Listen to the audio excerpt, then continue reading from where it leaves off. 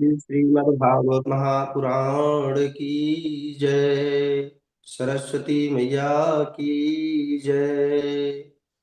अस्मद् गुरुभ्यो नमः। अस्मद् परम गुरुभ्यो नमः। अस्मद् सर्वगुरुभ्यो नमः।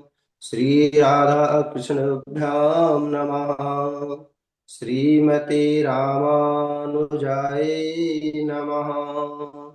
लंबोदरं परम सुंदरं मेकदंतं पीतांबरं त्रिनयनं परमं पवित्रम् उदयदिवाकरनिभोजल कान्तिकान्तं विघ्नेश्वरं सकलविघ्नहरं नमामि। शरीरं स्वरूपं ततो वा कलत्रं यशश् चारुचित्रं धनं मेरुतुल्यम् मनश्चैन लग्नं श्रीगुरुरङ्घ्रपद्मे ततः किं ततः किं नारायणं नमस्कृत्य नरं चैव नरोत्तमं देवीं सरस्वतीं व्यासं ततो जयमुदीरये। जयतु देवो देवकी नन्दनोऽयं जयतु कृष्णो वृषणवंश प्रदीपः। जयतु मेघश्यामलः कोमलाङ्गा। जयतु पृथिवी भारनाशो मुकुन्दा। कृष्ण तुदीय पद पंकज पंजरान्ते अजय में विशत मानस राजहंसा। प्राण प्रयाण समय कफवात पित्तै कंठावरोधन विधो अस्मरणं कुतस्ते। बर्हापीडं नटवरवपुः कर्णयोः कर्णिकारं बिभ्रतिवासा कनककपिशं वैजन्तीं च मालाम् रन्ध्रान् वेणोर्धर सुधया पूरयन् गोपवृन्दे बृन्दारण्यं सपदरमणं प्राविशद गीतकीर्तिः। करारविन्देन पदारविन्दं मुखारविन्दे विनिवेशयन्तम् वटैपत्रस्य पुटेशयानं बालं मुकुन्दं मनसा स्मरामि। रामाय रामभद्राय रामचन्द्राय वेधसे रघुनाथाय नाथाय सीताया पतये नमः। अञ्जनानन्दनं वीरं जानकी शोकनाशनं कपीशमक्षहन्तारं वन्दे लङ्काभयङ्करम्। मूकं करोति वाचालं पङ्गुं लङ्घयते गिरिं यत्कृपातमहं वन्दे परमानन्दमाधवम्। भक्ति भागवंत गुरु चतुरनाम बपु एक। इनके पद बंदन किए नासत विघ्न अनेक। नमामि भक्त वत्सलम कृपालशील कोमलम भजामि ते पदाम्बुजम अकामिनाम स्वधामरम। बोलिए भागवत भगवान की जय। जय जय श्री राधे। आइए सज्जनों, कथा से पहले अपने मन वाणी को पवित्र करने के लिए दो बार प्रभु का नाम हो राधे राधे रटो चले आएंगे बिहारी, राधे राधे रटो चले आएंगे बिहारी, आएंगे बिहारी चले आएंगे बिहारी, राधे राधे। हो राधे राधे रटो चले आएंगे बिहारी, आएंगे बिहारी चले आएंगे बिहारी, राधे राधे। राधे राधे रटो चले आएंगे बिहारी। अनंत कोटि ब्रह्मांड नायक, अचिंत कल्याण गुणगण निधान, सर्वेश्वर सर्वाधिपति, अकारण करुणा वरदाले, अकारण करुणा कारक, सकल जन कल्य सापहारक, परात पर ब्रह्म अनंत कोटि कंदर्प, दर्प दलन पटियान निर्गुण निराकार, सगुण साकार, जगदेक बंधु करुणैक सिंधु, सच्चिदानंद घन परमात्मा श्री कृष्ण एवं श्री राधा रानी जी के युगल चरण अरविंदों में दास का बारंबार प्रणाम। संप्रस्थित भागवत भक्त कथा अनुरागी सज्जनों, भक्ति में मात्र शक्ति भगनी बांधो। सिए राम में सब जग जानी, करहूं प्रणाम जोरी जुग पानी, करहूं प्रणाम जोरी जुग पानी। राधा मेरी मातु है, पिता मेरु घनश्याम, इनके इन दोनों के चरणों में मेरा बारंबार प्रणाम। श्रीमद् भागवत महापुराण की जय। परम पूज्य गुरुदेव भगवान की जय। जय जय श्री राधे।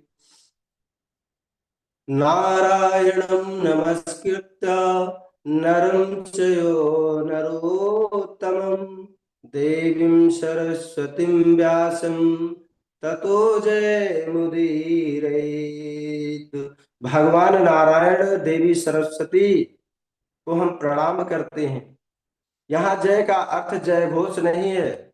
इतिहास पुराण में रामस्य चरितम तथा जयति नाम चयति साम, प्रवदन्ति मनीषणः, प्रवदन्ति मनीषणः।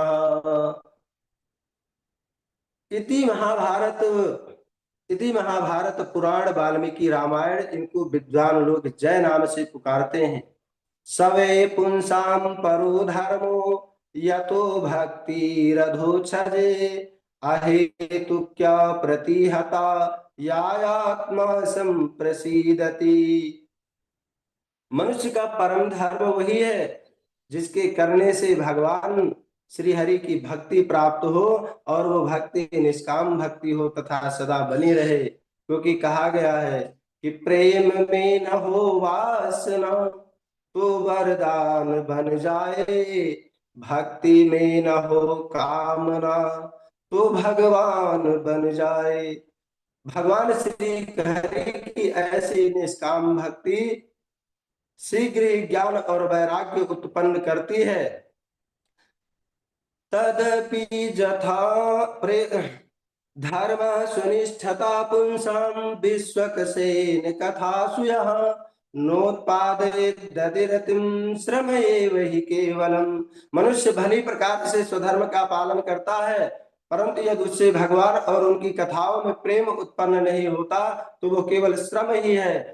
क्योंकि धर्म का पालन मोक्ष को प्राप्त करना है। धर्म के द्वारा अर्थ कमाना या धन कमाना धर्म का पालन नहीं है। अर्थ का फल है धर्म करना, कामनाओं का उपयोग करना।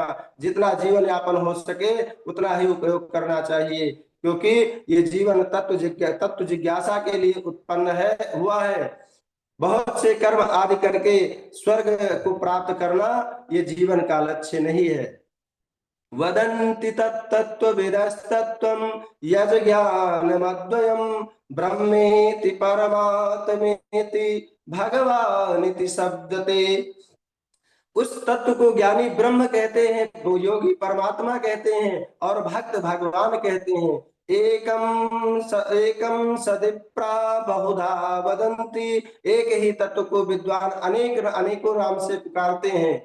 भिद्यते हृदय ग्रंथि छिद्यन्ते सर्व संशया, क्षीयन्ते चास्य कर्माणि दिष्ट एवात्मनीश्वरे। जब उस तत्व का ज्ञान होता है तब हृदय की गांठ खुल जाती है, समस्त संदेह निवृत्त हो जाते हैं और कर्म बंधन छिन्न हो जाते हैं। वही परमात्मा जगत की उत्पत्ति, पालन और संहार के लिए देवता मनुष्य, देवता पशु पक्षी मनुष्य आदि अनेकों बार अवतार ग्रहण करते हैं, जिसमें भगवान के 24 अवतार प्रधान हैं। भगवान के 24 अवतारों का बहुत सुंदर वर्णन आया है। भगवान श्री हरि का पहला अवतार सनक सनंदन सनातन और सनत कुमार के रूप में हुआ, और दूसरा अवतार वराह के रूप में हुआ। तेवा तीसरा अवतार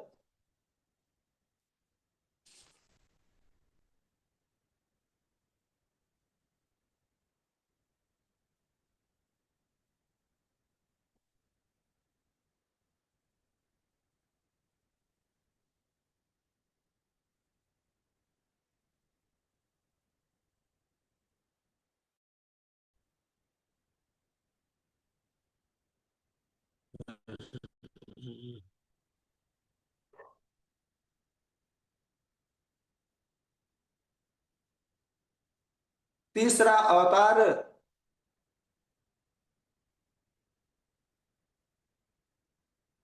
देवर्षि नारद के रूप में हुआ। चौथा अवतार नर नारायण के रूप में हुआ। पांचवा अवतार कपिल भगवान के रूप में हुआ। छठा अवतार दत्तात्रेय के रूप में हुआ। सातवां अवतार यज्ञ के रूप में हुआ। सातवां अवतार यज्ञ के रूप में हुआ। आठवां अवतार ऋषभदेव के रूप में हुआ। नवां अवतार महाराज पृथु के रूप में हुआ। 10वां अवतार मत्स्य के रूप में हुआ। 11वां अवतार कच्छप के रूप में हुआ। 12वां अवतार धन्वंतर के रूप में हुआ और 13वां अवतार मोहिनी के रूप में हुआ। 14वां अवतार नरसिंह के रूप में हुआ। 15वां अवतार वामन के रूप में हुआ।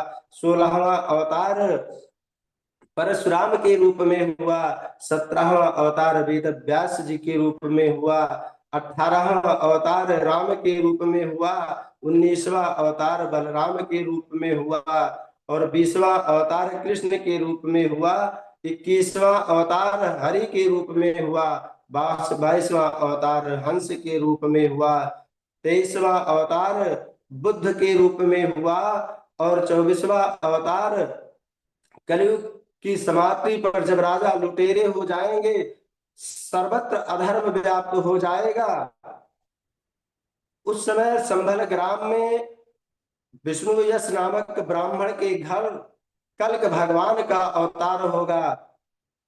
सौनक जी ये सौनक जी ये भागवत नाम का पुराण वेदों से सम्मत है।